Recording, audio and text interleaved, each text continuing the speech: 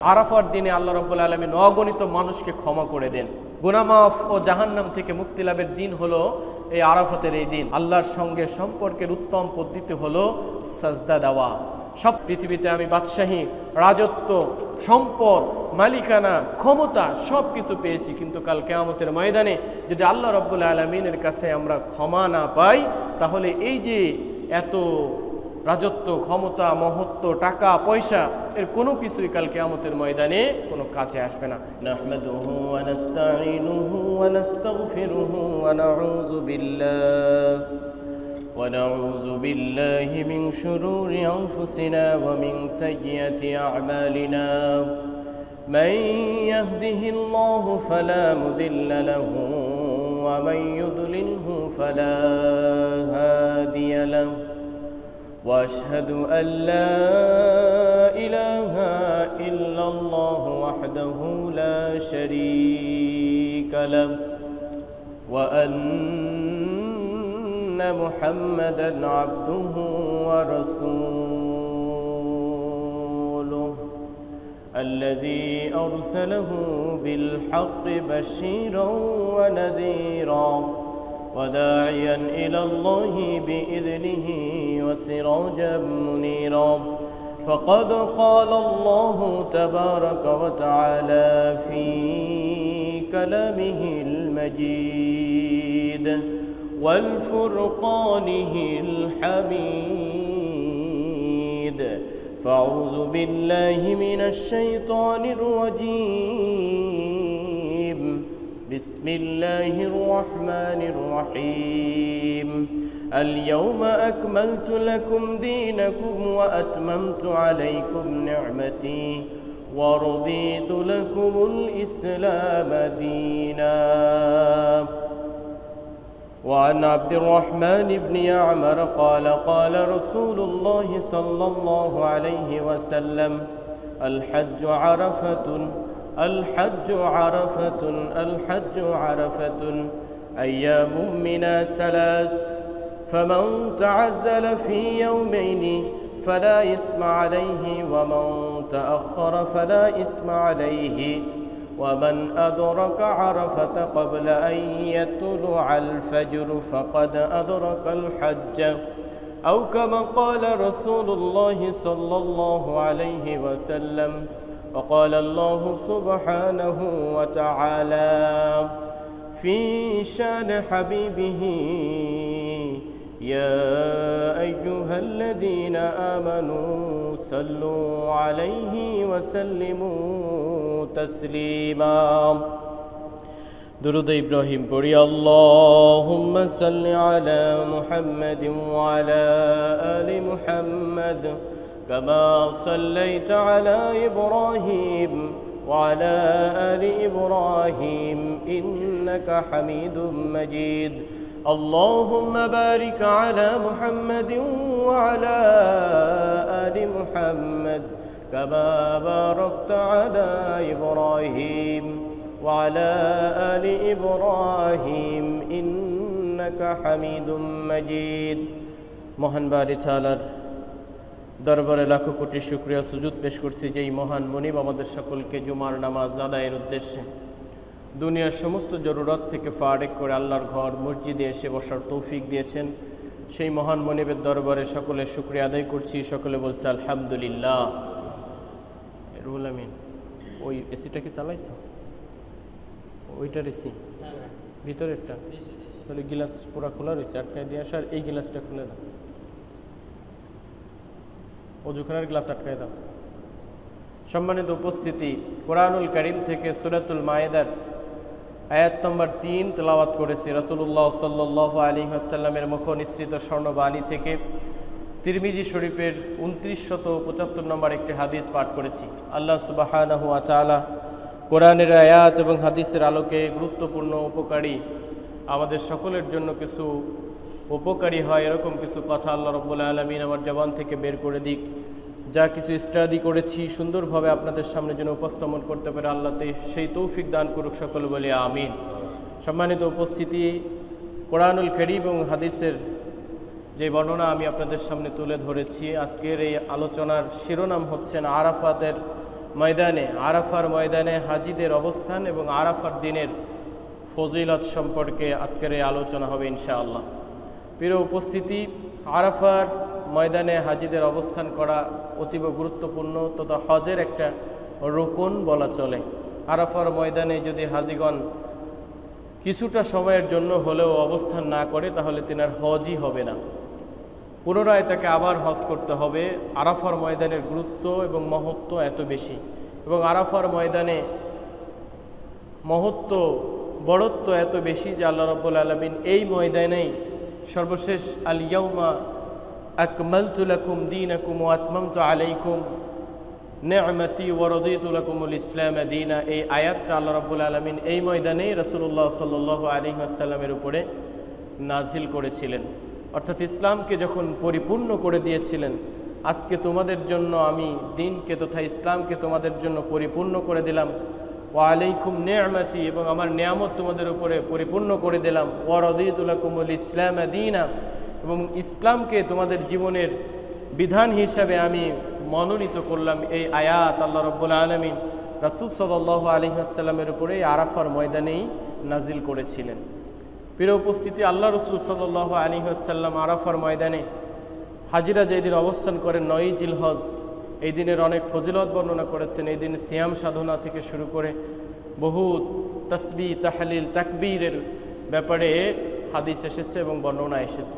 প্রিয় উপস্থিতি, রাসূল সাল্লাল্লাহু আলাইহি ওয়াসাল্লাম বলেছেন, আন আব্দুর রহমান ইবনে ইয়ামার, আব্দুর রহমান ইবনে ইয়ামার রাদিয়াল্লাহু তাআলা আনহু থেকে বর্ণিত, তিনি বলেন, ক্বালা রাসূলুল্লাহ সাল্লাল্লাহু আলাইহি ওয়াসাল্লাম, রাসূল সাল্লাল্লাহু আলাইহি ওয়াসাল্লাম বলেছেন, আল হাজ্জু আরাফাতুন, আল হাজ্জু আরাফাতুন, আল হাজ্জু আরাফাতুন, হজ হচ্ছেন আরাফাতে অবস্থান, হজ হচ্ছে আরাফাতে অবস্থান, এবং হজ হচ্ছেন আরাফাতে অবস্থান। তিনবার রাসূল সাল্লাল্লাহু আলাইহি ওয়াসাল্লাম এই কথা বলেছেন। এই হাদিসের পূর্ণাঙ্গ হাদিস আরেকটা হাদিসের ভিতরে এসেছে। নজদবাসী এসে রাসূল সাল্লাল্লাহু আলাইহি ওয়াসাল্লামকে হজ এবং উমরা সম্পর্কে জিজ্ঞাসা করছিলেন, ইয়া রাসূলুল্লাহ, আমরা হজ এবং উমরা সম্পর্কে বিধান জানতে চাই। তখন রাসূল সাল্লাল্লাহু আলাইহি ওয়াসাল্লাম নজদবাসীদের উত্তরে বলেছিলেন যে হজ হচ্ছেন উমরায় অবস্থান করা, মিনায় 3 দিনের 2 দিন অবস্থান করা, কেউ চাইলে আগে যেতে পারে, কেউ চাইলে 2 দিন না থেকে 3 দিন না থেকে 2 দিন থেকেও চলে যেতে পারে, এবং মুজদালিফা ইত্যাদি রাসূল সাল্লাল্লাহু আলাইহি ওয়াসাল্লাম অন্য হাদিসে বর্ণনা করেছেন। এরপর আল্লাহ রাসূল বলছেন, আইয়ামুম মিনা সালাসুন, মিনার জন্য হচ্ছেন 3 দিন, ফামান তাআজ্জালা ফি ইয়াউমাইন ফালা ইসমা আলাইহি ওয়া মান তাআখারা ফালা ইসমা আলাইহি। সুতরাং কেউ যদি দ্রুত ভরে, ফামান তাআজ্জালা ফি ইয়াউমাইন, 2 দিন থেকে মিনায় 3য় দিন সে চলে যায়, ফালা ইসমা আলাইহি, তাহলে তার জন্য কোনো গুনাহ হবে না। ওয়া মান তাআখারা ফালা ইসমা আলাইহি, যদি 1 দিন পরে 2 দিন থেকে যায় তাহলেও তার জন্য কোনো গুনাহ নেই। আল্লাহ রাসূল বলেছেন, ওমান আদরাকা আরাফাতা ক্বাবলা আন ইয়াতলুআল ফাজর ফাকাদ আদরাকাল হজ্জা, ফজর উদয়ের পূর্বেই যে ব্যক্তি আরাফাতে পৌঁছে যায় সে পরিপূর্ণ হজ পেয়ে গেল। অর্থাৎ ফজরের 10ই জিলহজের সুবহ সাদিকের আগ পর্যন্ত এই আরাফাতের ময়দানে হাজিদের জন্য কিছুটা সময়ের জন্য হলেও ফরজ বিধান পালনের জন্য তাকে আরাফার ময়দানে অবস্থান করা অত্যাবশ্যক। আরাফার ময়দান কোথায় অবস্থিত? আরাফার ময়দান মক্কার যে হারামের এলাকা রয়েছে, হারামের স্থানের বাইরে, কাবা থেকে দক্ষিণ পূর্ব দিকে মসজিদুল হারাম রোড হয়ে প্রায় 23 কিলোমিটার দূরে, মিনা থেকে 10 কিলোমিটার, মুজদালিফা থেকে 6 কিলোমিটার, প্রায় 10.4 কিলোমিটার জায়গা জুড়ে বিস্তৃত একটা ময়দানকে আরাফার ময়দান বলা হয়, এবং এর চতুর্দিকে সীমানা নির্ধারণমূলক উঁচু ফলক দিয়ে নির্ধারণ করা রয়েছে, এবং এর বাইরে যদি কোনো হাজি অবস্থান করে তাহলে তার হজ হবে না। এখানে অবশ্যই এই নির্ধারিত সময়ের ভিতরে হাজিদের অবস্থান করতে হবে। প্রিয় উপস্থিতি, আরাফায় অবস্থান করা হজের একটা রুকুন তথা ফরজিয়াত। এই রুকুন যদি সে পালন না করে তাহলে তার হজ হবে না। রাসূল বলেছেন, ওয়াহিয়া রুকনুম মিন আরকানিল হজ্জি লিকাউলিন নবিয়্যি তারবিয়াতুল হজ্জি আরাফাতা। হজের স্তম্ভগুলোর ভিতর একটি হচ্ছেন যেটা রাসূল সাল্লাল্লাহু আলাইহি ওয়াসাল্লাম বলেছেন যে হজ হলো আরাফাতে অবস্থান করা। রুকুন 2টি, একটা হচ্ছেন ওকুফে আরাফা আর একটা হচ্ছেন তাওফে জিয়ারা। এই 2টা বিধান অবশ্যই হাজিদের জন্য পালনীয়।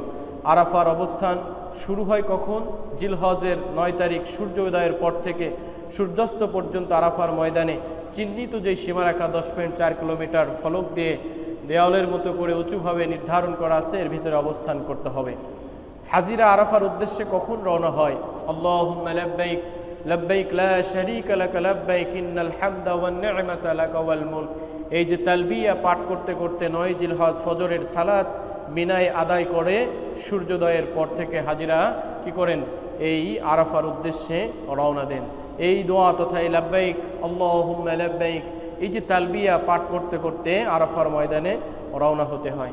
উকুফে আরাফা তথা আরাফায় অবস্থানের মেয়াদ শেষ হয় কখন? 9 জিলহজের দ্বিপ্রহরের পর হতে, অর্থাৎ সূর্য ঢলে যাওয়ার পর থেকে 10 জিলহজ সুবে সাদিক উদয়ের পূর্ব পর্যন্ত যে কোনো একটা সময়ে আরাফার ময়দানে হাজিকে অবশ্যই উপস্থিত থাকতে হয়। এই সময়ের মধ্যে স্বল্প সময়ের জন্য হলেও আরাফায় তাকে অবস্থান করতে হবে।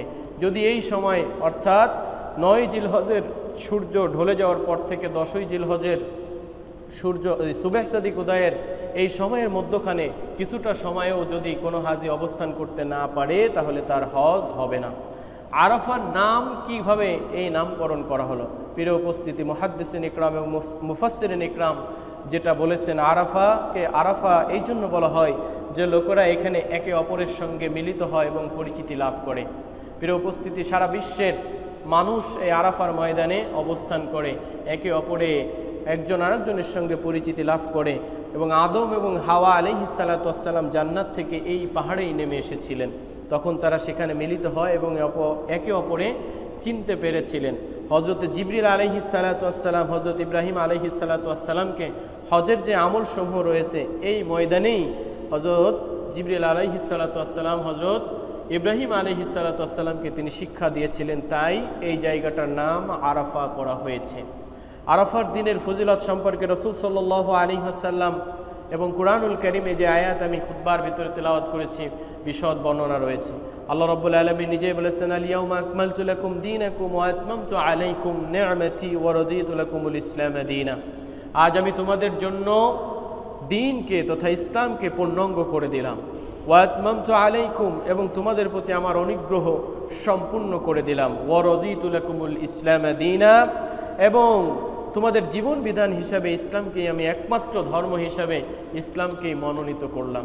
প্রিয় উপস্থিতি, ইহুদিরা পর্যন্ত এই আয়াত সম্পর্কে এত বেশি উদ্গ্রীব ছিল যে হযরত উমর ফারুক রাদিয়াল্লাহু তাআলা আনহুকে ইহুদিরা এসে জিজ্ঞাসা করতেছে, ইয়া উমর ইবনুল খাত্তাব, আন্না রাজুলান মিনাল ইহুদি ক্বালা লাহু ইয়া আমিরাল মুমিনিন আয়াতুন ফি কিতাবিকুম তাকরাউনাহা লাউ আলাইনা মা'শারাল ইহুদি নাযালাত লা আত্তাখাযনা যালিকাল ইয়াওমা ঈদান। হে উমর ইবনে খাত্তাব, আমিরুল মুমিনিন, আপনাদের কাছে এমন একটা আয়াত নাজিল হয়েছে, ওই আয়াতটা যদি আমাদের কাছে নাজিল হতো তো যেদিন ওই আয়াত নাজিল হতো ওই দিনকে আমরা ঈদ হিসাবে গ্রহণ করতাম। ক্বালা আইয়ু আয়াতিন, হযরত উমর ফারুক রাদিয়াল্লাহু তাআলা আনহু ইহুদি ব্যক্তিকে জিজ্ঞাসা করলো যে কোন দিন, যেই দিন তোমাদের কাছে ওই আয়াতটা নাজিল হলে ঈদ হিসেবে পালন করতে, সেই দিনটা কোন দিন? সে বলল আল ইয়াউমা, কোন আয়াত সেটা? সে বলল আল ইয়াউমা আকমালতু লাকুম দীনাকুম ওয়া আতমামতু আলাইকুম নি'মাতি ওয়া রাদিতু লাকুমুল ইসলাম দীনা। এই যে আয়াতটা তথা আল্লাহ রাব্বুল আলামিন নিজেই ইসলামকে পরিপূর্ণ করে দিয়েছেন, আপনাদের উপরে নিয়ামতকে পরিপূর্ণ করে দিয়েছেন, এবং ধর্ম হিসাবে, দিন হিসাবে, বিধান হিসাবে ইসলামকেই তিনি মনোনীত করেছেন। এই আয়াতটা যদি আমাদের কাছে অবতীর্ণ হতো তো আমরা ওই দিনকে ঈদ হিসাবে ধারণ করতাম। হযরত উমর ফারুক রাদিয়াল্লাহু তাআলা আনহু তখন বললেন, কদ আরাফনা যালিকাল ইয়াওমা ওয়াল মাকান আল্লাযী নাযালাত ফীহি আলান নাবিয়্যি।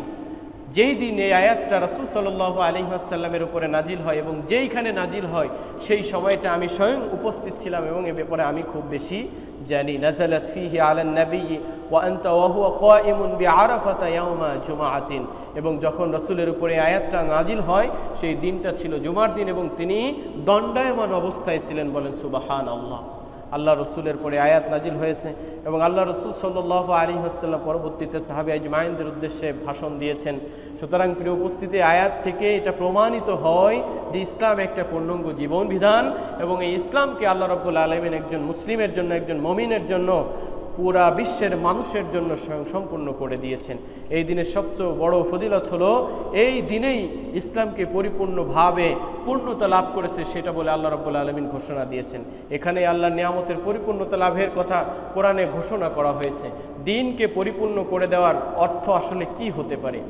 ইবনে রাজব রাহিমাহুল্লাহ তাআলা আনহু বলেন যে দিনকে যে পরিপূর্ণ করে দেওয়া হয়েছে এর কয়েকটা অর্থ হতে পারে। মুসলমানরা পরিপূর্ণ ইসলামী পদ্ধতিতে এর পূর্বে কখনো হজ পালন করিনি। এই আয়াত নাজিলের পরেই পরিপূর্ণভাবে হজ করেছেন। এই আয়াত নাজিলের পরে এবারই সুযোগ পেয়েছে। অধিকাংশ বিশেষজ্ঞরা এই বিশেষ মত ব্যক্ত করেছেন যে এই দিনে হজ ইব্রাহিম রীতিকে পুনরায় ফিরিয়ে নিয়ে আসা হয়েছে। শিরিক এবং মুশরিকদের মাঝে পার্থক্য হয়ে যায়। আরাফার ময়দানে মুশরিকদের সাথে মুসলমানদের মিলন হয়। এই বিশেষ করে যে পরিপূর্ণ নেয়ামতকে পরিপূর্ণ করে দেওয়া হয়েছে, এই কটার অর্থ এইগুলো আসতে পারে।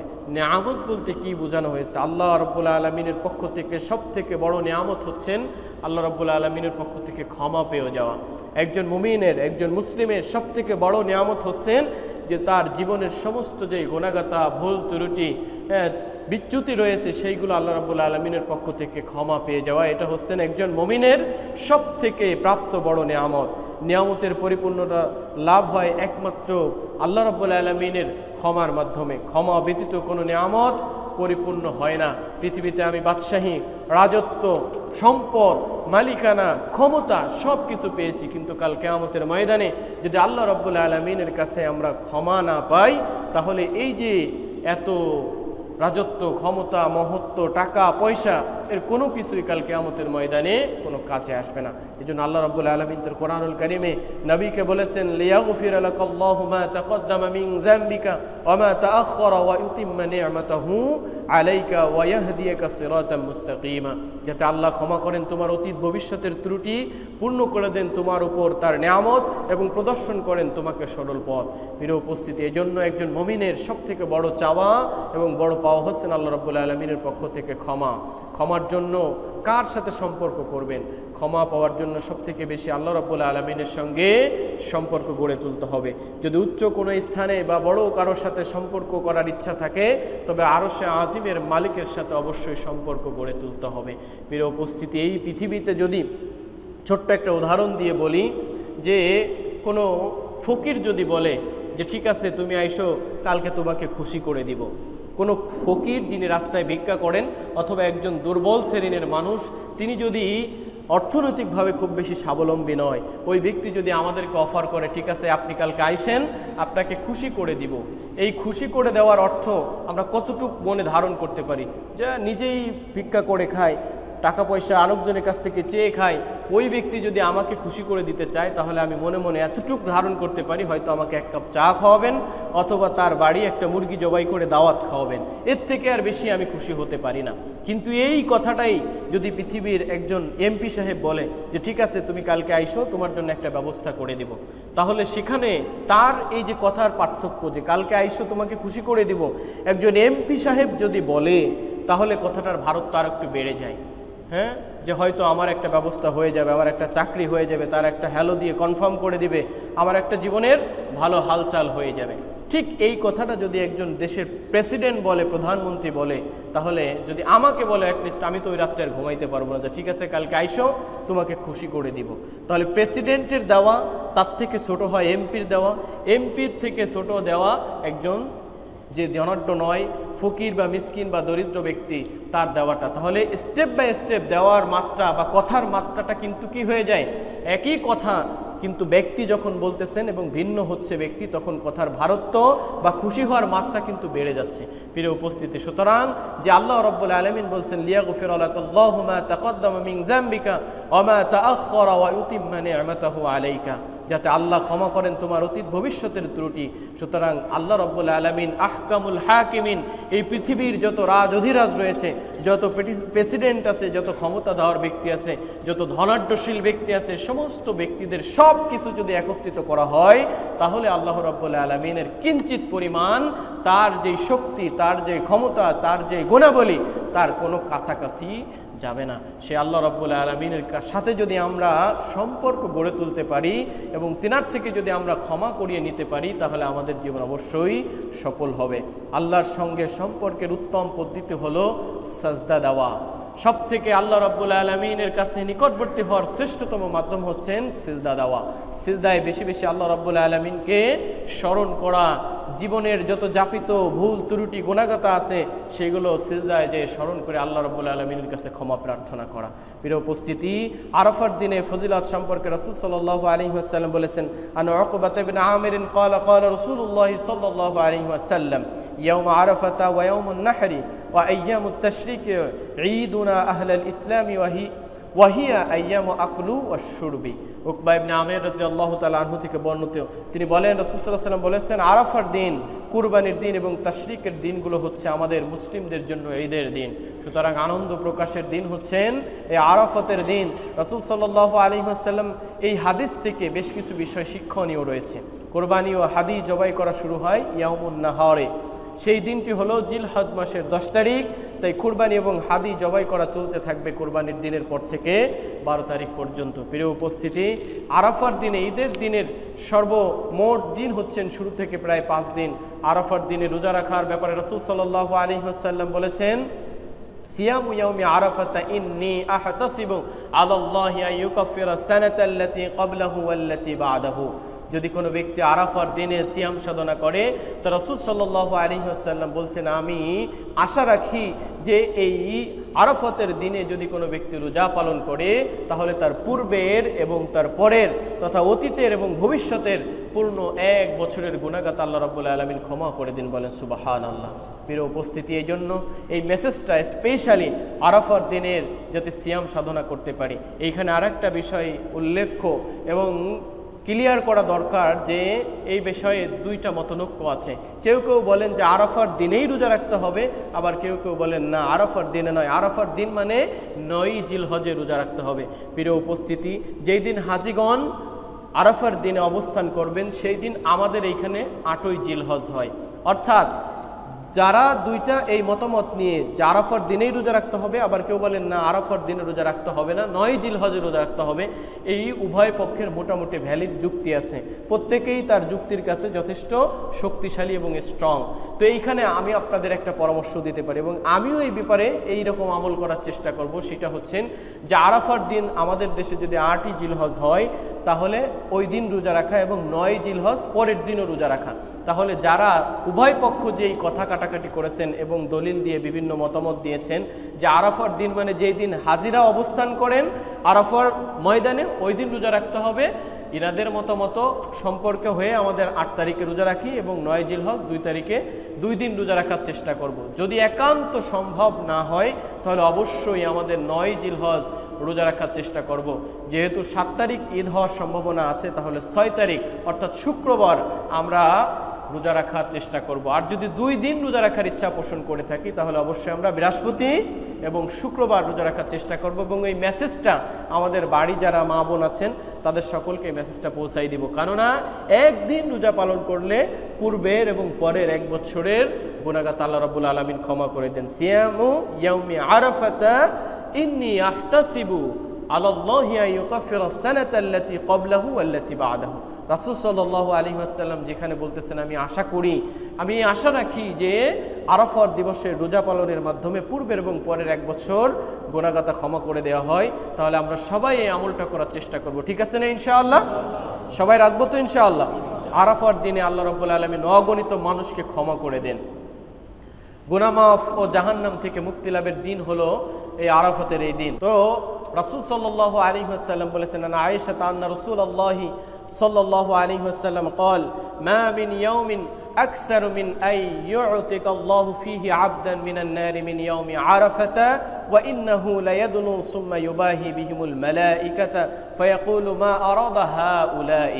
আয়েশা রাদিয়াল্লাহু তাআলা আনহা থেকে বর্ণিত, রাসূল করিম সাল্লাল্লাহু আলাইহি ওয়াসাল্লামের প্রিয়তমা স্ত্রী তিনি বলেন, আরাফার দিন আল্লাহ তার বান্দাদেরকে এত অধিক সংখ্যক জাহান্নাম থেকে মুক্তি দেন যা অন্য কোনো দিন মুক্তি দেন না। তিনি এই দিনে বান্দাদের নিকটবর্তী হন এবং তিনি বলেন, লা ইয়াদুনু সুম্মা ইউবাহি বিহিমুল মালাইকা। ফেরেশতাদেরকে উদ্দেশ্য করে তিনি বলতে থাকেন এবং মানুষের বান্দার কাছে ফেরেশতাদের নিকটবর্তী হন এবং তাদেরকে গর্ব করে বলতে দেখেন, দেখো তোমরা কি বলতে পারো আমার এই বান্দারা আমার কাছে কি চায়। ধুলামলিন অবস্থায় একেবারে দুই কাপড়ে তারা আমার কাছে হাজির হয়েছে, তারা আমার কাছে কি চায়। আল্লাহ রাব্বুল আলামিন খুশিতে ফেরেশতাদের জন্য এরকমভাবে বলতে থাকেন। প্রিয় উপস্থিতি, সুতরাং যেহেতু এই দিনে আল্লাহ রাব্বুল আলামিন অসংখ্য মানুষকে জাহান্নাম থেকে মুক্তি দেন, সুতরাং এই দিনে আমাদের উচিত হচ্ছেন সিয়াম সাধনা করা, সমস্ত ধরনের গুনাহগাতা থেকে বিরত থাকা। অন্য আরেকটি হাদিসে রাসূল সাল্লাল্লাহু আলাইহি ওয়াসাল্লাম বলেছেন, ইন্নাল্লাহা ইউবাহি বিআহলি আরাফাতি আহলিস সামাই ফায়াকুলু লাহুম উনজুরু ইলা ইবাদি জাউনি শু'সান গুবরান। আবু হুরায়রা রাদিয়াল্লাহু তাআলা আনহু থেকে বর্ণিত, তিনি বলেন রাসূল সাল্লাল্লাহু আলাইহি ওয়াসাল্লাম বলেছেন, আল্লাহ রাব্বুল আলামিন আরাফায় অবস্থানকারী নিয়ে ফেরেশতাদের নিকট গর্ব করতে থাকে। যখন আরাফার ময়দানে হাজিগণ একেবারে একক কায়মুন বাক্যে আল্লাহ রাব্বুল আলামিনের কাছে দোয়া করতে থাকেন, লাব্বাইক আল্লাহুম্মা লাব্বাইক লাব্বাইক লা শারীকা লাক লাব্বাইক ইন্নাল হামদা ওয়ান নি'মাতা লাকা ওয়াল মুলক। এই যে আল্লাহর প্রশংসা, আল্লাহর নিয়ামতের স্বীকার করা, আল্লাহ রাব্বুল আলামিনের বড়ত্ব ঘোষণা করা, এইগুলো দেখে আল্লাহ রাব্বুল আলামিন এত খুশি হন যে ফেরেশতাদের উদ্দেশ্যে তিনি বলতে থাকেন, দেখো এলোমেলো কেশ ধুলোয় দূষিত হয়ে বান্দারা আমার কাছে এসেছে, তারা আমার কাছে কি চায়। প্রিয় উপস্থিতি, সুতরাং এই দিন এত গুরুত্বপূর্ণ, আমাদের উচিত হচ্ছে এই দিনকে কি করা, গুরুত্ব মনে করে সব ধরনের গুনাহ থেকে বিরত থেকে বেশি বেশি আমল করার চেষ্টা করা। আরাফাতের দিনের উত্তম দোয়া রাসূল সাল্লাল্লাহু আলাইহি ওয়াসাল্লাম শিখিয়ে গিয়েছেন। আন আমর ইবনে শুআইব আন্না নবী সাল্লাল্লাহু আলাইহি ওয়াসাল্লাম قال خير الدعاء دعاء يوم عرفة وخير ما قلت أنا والنبيون من قبلي لا إله إلا الله وحده لا شريك له له الملك وله الحمد وهو على كل شيء قدير। আরাফার দিবসে এই দোয়াটা বেশি বেশি করে পড়তে থাকা, লা ইলাহা ইল্লাল্লাহ, আল্লাহ ছাড়া অন্য কোনো ইলাহ নেই, উপাস্য নেই, মাবুদ নেই, ওয়াহদাহু, তিনি একত্ববাদ এক, লা শারীকা লাহু, তিনার কোনো শিরিক নেই, শরীক নেই, তিনার কোনো অংশীদার নেই, লাহু মুলকু, তিনার সমস্ত রাজধিরাজ, রাজত্বের মালিক, মুলকিয়াতের মালিক একমাত্র তিনি, ওয়ালাহুল হামদু, সমস্ত প্রশংসা তিনার জন্য, ওহু আলা কুল্লি শাইইন কদির, এবং তিনি সব বিষয়ে সর্ববিষয়ে তিনি সর্বশক্তিমান শক্তিশালী। প্রিয় উপস্থিতি, আরাফার দিবসে এই দোয়াটা আমরা বেশি বেশি পাঠ করার চেষ্টা করব, ঠিক আছে না ইনশাআল্লাহ? বেশি বেশি দোয়া পাঠ করব। প্রিয় উপস্থিতি, আরেকটা বিষয় আপনাদের সামনে একটু আলোকপাত করা দরকার, যেহেতু আমি বিগত 2 জুমা আপনাদের মাঝে ছিলাম না। জিলহজ মাসের আমার কুরবানি সম্পর্কে হয়তো আমার সহকারী আপনাদের সামনে যথেষ্ট চমৎকার আলোচনা পেশ করেছেন। আর যেহেতু জিলহজ মাসের দশক চলতেছে, প্রথম দশক, এই দশকে অনেক বিষয়ে হাদিস এবং কোরআন থেকে প্রমাণিত, এই ব্যাপারটা আমি একটু যারা আলোকপাত করার চেষ্টা করব ইনশাআল্লাহ। জিলহজ মাসের 10 দিনের অনেক ফজিলত রয়েছে। আল্লাহ তাআলা পবিত্র কোরআনে পৃথকভাবে জিলহজের প্রথম 10 রাত এবং নবম ও দশম দিন এর ব্যাপারে আল্লাহ রাব্বুল আলামিন নিজেই শপথ করেছেন। ওয়াল ফাজরি ওয়া লায়ালিন আশরি ওয়াশ শাফি ওয়াল ওয়াতর, সূরাতুল ফজরের প্রথমেই তিনি বলেছেন ওয়াল ফাজরি, শপথ, পূর্বাহ্নের শপথ, সকালবেলার ভোরের, ওয়া লায়ালিন আশরিন, এবং 10 রাত্রের, তথা এই জিলহজ মাসের এই 10 রাত্রের শপথ করেছেন। ওয়াশ শাফি ওয়াল ওয়িতরি, এবং জোড় এবং বেজোড়ের শপথ করেছেন। 10 দিনের এবং 9 জিলহজ তথা আরাফার দিবসের শপথ করে আল্লাহ রাব্বুল আলামিন এই দিনের গুরুত্ব বুঝিয়েছেন। প্রিয় উপস্থিতি, আল্লাহ রাসূল সাল্লাল্লাহু আলাইহি ওয়াসাল্লাম বলেছেন, মা মিন আইয়ামিল আমালুস সালিহি ফিহিন্না আহাব্বু ইলাল্লাহি মিন হাদিহিল আইয়ামিল আশরি। জিলহজ মাসের প্রথম 10 দিনের আমল আল্লাহ রাব্বুল আলামিনের কাছে এত বেশি প্রিয় যে অন্য কোনো দিনে আমল আল্লাহ রাব্বুল আলামিনের কাছে এত বেশি প্রিয় হয় না। ফাকালু, এই কথা শুনে সাহাবী আজমাইন রাসূল করিম সাল্লাল্লাহু আলাইহি ওয়াসাল্লামকে জিজ্ঞাসা করলো, ইয়া রাসূলুল্লাহ ওয়ালাল জিহাদু ফি সাবিলিল্লাহ, আল্লাহর রাস্তায় যদি কোনো ব্যক্তি জিহাদ করে তার থেকেও কি এই জিলহজ মাসের প্রথম দশকে আমল করা আল্লাহর কাছে বেশি প্রিয়?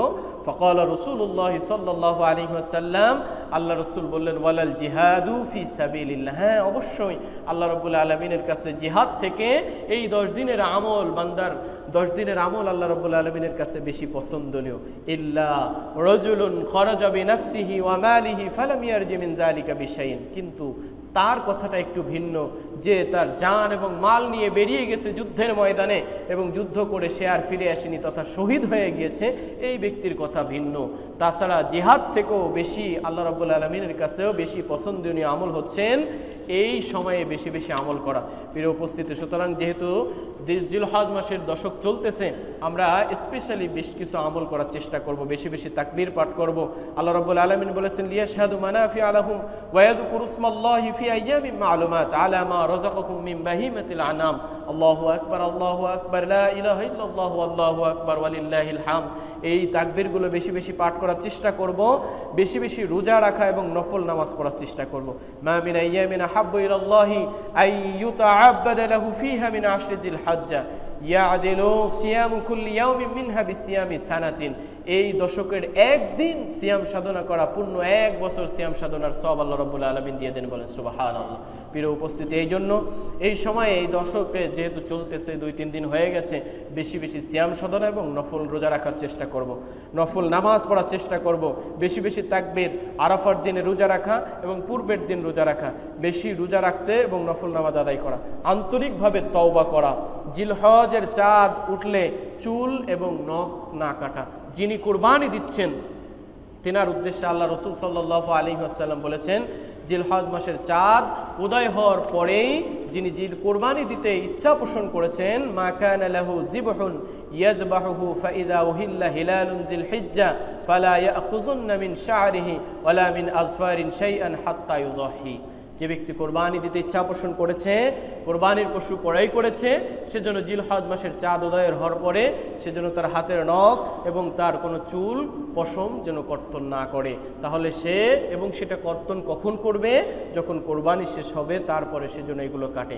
প্রিয় উপস্থিতি, এই হাদিসটা শুধুমাত্র যারা কোরবানি দেয় তাদের উদ্দেশ্যে বলা হয়েছে, কিন্তু আর একটা হাদিসে রাসূল সাল্লাল্লাহু আলাইহি ওয়াসাল্লাম, যেটা সুনানে আবু দাউদের 2789 এবং সুনানুন নাসাইর 4365 নম্বর হাদিসের ভিতর আর একটা হাদিস এসেছে, যারা কুরবানি করতে পারছে না তাদের উদ্দেশ্য আল্লাহ রাসূল সাল্লাল্লাহু আলাইহি ওয়াসাল্লাম একটা হাদিস বলেছে, যে এই হাদিসের সারমর্ম হচ্ছেন, যিনি কুরবানি করতে পারতেছেন না তিনিও যেন এই 10 দিনে নখ এবং চুল কোনো কিছু কর্তন না করে, তাহলেও তিনি একটা কোরবানি করার সওয়াব পেয়ে যাবেন। প্রিয় উপস্থিতি, এই জন্য আমরা যারা কোরবানি করতে ইচ্ছা পোষণ করেছি, কোরবানি দিচ্ছি এবং যারা দিতে পারছি না অর্থনৈতিক সমস্যার কারণে, সকলে এই আমলটা করতে পারি, তাহলে একটা কোরবানি করার সওয়াব আল্লাহ রাব্বুল আলামিন আমাদেরকে দিয়ে দিবেন। আইয়ামে তাশরিকের বিশেষ আমল রয়েছে এই দশকের ভিতরে।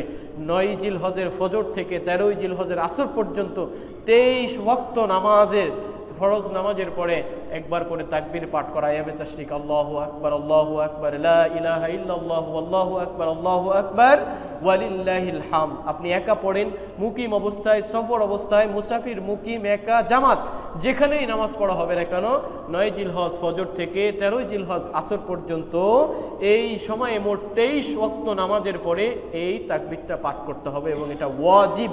যদি কেউ পাঠ করতে ভুলে যান, পরবর্তী নামাজের শেষে চলে যান, তাহলে এটার আর কোনো কাজা নেই। প্রিয় উপস্থিতি, এই জন্য যারা পুরুষ আছি তারা হচ্ছেন জোরে একবার পাঠ করা, যারা মহিলা আছি তারা নিম্ন স্বরে একবার পাঠ করা। 3 বার পাঠ করতে হবে, 3 বার পাঠ না করলে হবে না, এরকম কিছু নয়। হাদিসের ভিতরে যেটা এসেছে এবং মুফাসসিরিন ইকরাম, মুহাদ্দিসিন ইকরাম এবং ফুকাহা ইকরাম যেটা বলেছেন যে একবার পাঠ করা। সকলে আমরা এই আমলটা করার চেষ্টা করব। একেবারে অনেকেই এই ব্যাপারটা ভুলে যায়, এটা বেশি বেশি আমল করার চেষ্টা করব এবং যেন ভুলে না যায় সবাই এই 23 ওয়াক্ত যেন এই তাকবীরটা আমরা বেশি বেশি পাঠ করতে পারি। এবং যাদের সামর্থ্য আছে আমরা কোরবানির দিন কোরবানি করব এবং বিভিন্ন সব ধরনের গুনাহ থেকে এই 10 দিন যেন আমরা বিরত থাকতে পারি এবং সুন্দরভাবে সব ধরনের ভালো কাজের সঙ্গে লেগে থাকতে পারি। আল্লাহ আমাদের সেই তৌফিক দান করুক, সকলে বলি আমিন। যতটুকু কথা বলেছি এই কথার ভিতরে সমস্ত ভুল ত্রুটি ক্ষমা করে আল্লাহ রাব্বুল আলামিন আমাদের সকলকে কথাগুলোর পরে আমল করার তৌফিক দিক, সকলে বলি আমিন।